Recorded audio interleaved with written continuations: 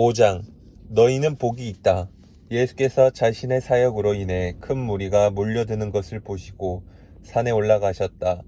예수께 배우고 그분께 인생을 건 사람들도 함께 올라갔다. 조용한 곳에 이르자 예수께서 자리에 앉으셔서 산행에 함께한 사람들을 가르치셨다. 예수께서 하신 말씀은 이렇다. 벼랑 끝에 서 있는 너희는 복이 있다. 너희가 작아질수록 하나님과 그분의 다스림은 커진다. 가장 소중한 것을 잃었다고 느끼는 너희는 복이 있다. 그때야 너희가 가장 소중한 분의 품에 안길 수 있다. 더도 말고 덜도 말고 자신의 모습 그대로 만족하는 너희는 복이 있다. 그때 너희는 돈으로 살 수 없는 모든 것의 당당한 주인이 된다. 하나님께 입맛이 당기는 너희는 복이 있다. 그분은 너희 평생에 맛볼 최고의 음식이요 음료다. 남을 돌보는 너희는 복이 있다. 그렇게 정성 들여 돌보는 순간에 너희도 돌봄을 받는다. 내면 세계, 곧 마음과 생각이 올바른 너희는 복이 있다. 그때야 너희는 바깥 세상에서 하나님을 볼 수 있다. 경쟁하거나 다투는 대신에 협력하는 모습을 보여주는 너희는 복이 있다. 그때 너희는 진정 자신이 누구이며 하나님의 집에서 자신의 자리가 어디인지 알게 된다. 하나님께서 헌신했기 때문에 박해를 받는 너희는 복이 있다. 그 박해로 인해 너희는 하나님 나라에 더 깊이 들어가게 된다. 그뿐 아니라 사람들이 내 평판을 떨어뜨리고 너희를 깔보거나 내쫓거나 너희에 대해 거짓을 말할 때마다 너희는 복을 받은 줄로 알아라. 그들이 그렇게 하는 이유는 진리가 너무 가까이 있어서 그들이 불편을 느끼기 때문이다. 그런 일이 일어날 때 너희는 기뻐해도 좋다. 아예 만세를 불러도 좋다. 그들은 싫어하겠지만 나는 좋아하니 말이다. 온 천국이 박수를 보낼 것이다. 또한 너희만 그런 일을 당할 것이 아님을 알아라. 내 예언자와 증인들은 언제나 그런 고생을 했다. 소금과 빛. 너희가 여기 있는 이유를 말해주겠다. 너희는 소금을 쳐서 이 땅에 하나님 맛을 드러내라고 여기 있는 것이다. 너희가 짠맛을 잃으면 사람들이 어떻게 경건의 맛을 알겠느냐? 너희가 쓸모없어지면 결국 쓰레기통에 버려질 것이다. 이렇게 말할 수도 있다. 너희는 빛이 되어 세상에 하나님의 빛깔을 드러내라고 여기 있는 것이다. 하나님은 감추어 둘 비밀이 아니다. 우리는 이 비밀을 훤히 드러낼 것이다. 산 위에 있는 도시만큼 훤히 드러낼 것이다. 내가 너희에게 등불을 들고 있게 한다면 설마 너희는 내가 너희를 통 속에 숨겨두리라고는 생각하지 않을 것이다. 나는 너희를 단 위에 둘 것이다. 내가 너희를 언덕 위에 등불 놓는 단 위에 놓아 두었으니 빛을 비추어라. 너희에게 오는 손님을 기쁘게 맞아들여라. 후하게 베풀며 살아라. 너희가 다른 사람들에게 마음을 열면 그들도 너희에게 자극을 받아 하나님께 하늘에 계신 자비로우신 아버지께 마음을 열게 될 것이다. 하나님 율법의 완성. 내가 하나님의 율법이든 예언자든 성경을 폐지하러 왔다고 생각하지 마라. 내가 온 것은 폐지하려는 것이 아니라 오히려 완성하려는 것이다. 나는 그 모든 것을 거대한 하나의 파노라마 속에 아우를 것이다. 하나님의 율법은 하늘의 별과 너희가 발을 딛고 있는 땅보다 더 현실적이며 영속적이다. 별들이 다 불타버리고 땅이 닳아 없어진 뒤에도 하나님의 율법은 살아서 역사할 것이다. 하나님의 율법에서 가장 작은 항목이라도 하찮게 여긴다면 너희 스스로를 하찮게 여기는 꼴밖에 되지 않는다. 그러나 그 율법을 진지하게 대하고 다른 사람들에게 그 길을 보여주면 너희는 천국에서 영광을 얻을 것이다. 옳게 사는 문제에서 너희가 바리새인들보다 훨씬 낫지 않으면 천국에 들어갈 생각은 아예 하지 말아야 한다. 말이 사람을 죽인다. 너희는 옛사람들에게 주어진 살인하지 말라는 계명을 잘 알고 있다.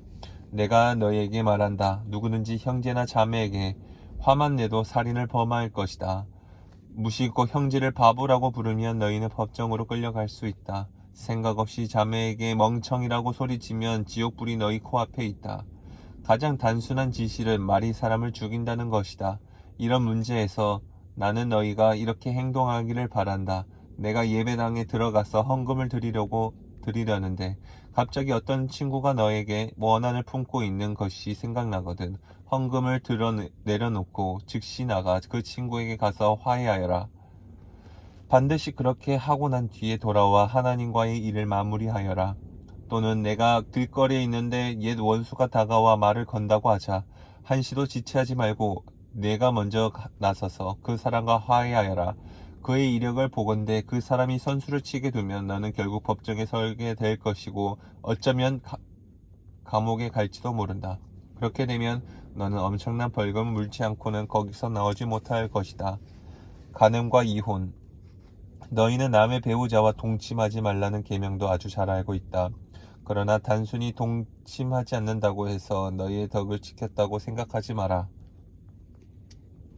너희 마음은 너희 몸보다 훨씬 빨리 정욕으로 더럽혀질 수 있다. 아무도 모를 것 같은 곁눈질도 너희를 더럽힌다. 이 일이 실제로 쉬울 것이라고 생각하지 마라. 내가 도덕적으로 순결한 삶을 살고 싶다면 너는 이렇게 해야 한다. 내 오른쪽 눈이 음흉하게 곁눈질하는 것을 알아차리는 순간에 너는 그 눈을 멀게 해야 한다. 한 눈으로 살 것인지 아니면 도덕적 쓰레기 더미에 던져질 것인지 너는 정해야 한다. 또 남을 해치려고 내 오른손을 드는 순간에 너는 그 손을 잘라버려야 한다. 내 존재 전체가 영원히 쓰레기 더미에 버려지느니 차라리 피 묻은 몸뚱이로 사는 것이 낫다. 성경에 누구든지 아내와 이혼하는 자는 아내에게 이혼 증서와 법적 권리를 주고 합법적으로 하라고 한 말을 기억하느냐? 너희 중에는 이 규정을 자신의 이기심과 변덕스러운 마음을 포장하는 구실로 이용하거나 합법적이라는 이유만으로 옳은 척하는 사람이 너무 많다. 제발 가식은 그만두어라.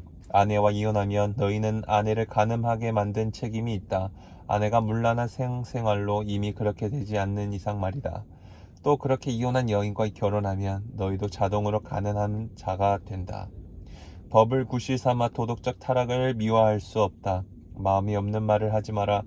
그리고 마음이 없는 말은 아예 하지 마라. 이 권고는 우리 전통에 깊숙이 박혀 있다. 기도해 주겠다고 말하고는 기도하지 않거나 마음에도 없으면서 하나님이 함께 하시기를 빈다고 하며 경건한 말로 연막을 치면 상황이 더 악화될 뿐이다. 종교적 장식을 멋지게 단다고 해서 너희 말이 진실해지는 것은 아니다. 너희 말은 더 거룩하게 할수록 그 말의 진실성은 떨어진다. 그러면 그렇다. 아니면 아니다고만 하여라. 자기 뜻을 관철하려고 말을 조작하다가는 잘못된 길로 빠진다. 원수를 사랑하여라. 다시 생각해봐야 할 옛말이 또 있다. 눈에는 눈, 이에는 이라는 말이 있다. 그렇게 해서 문제가 해결되겠느냐? 내가 하고 싶은 말은 이거다. 절대로 대받아치지 마라. 누가 너를 치거든 그 자리에 서서 맞아라. 누가 너를 법정으로 끌고 가서 내 셔츠를 달라고 소송하거든 내 가장 좋은 외투까지 잘 포장해 선물로 주어라. 그리고 누가 너를 억울하게 이용하거든 종의 삶을 연습하는 기회로 삼아라. 똑같이 갚아주는 것은 이제 그만두어라. 너그럽게 살아라. 너희는 옛 율법에 기록된 친구를 사랑하라는 말과 기록에는 없지만 원수를 미워하라는 말을 잘 알고 있다. 나는 거기에 이의를 제기한다. 나는 너희에게 원수를 사랑하라고 말하겠다. 원수가 어떻게 하든지 너희는 최선의 모습을 보여라. 누가 너희를 힘들게 하거든 그 사람을 위해 기도하여라.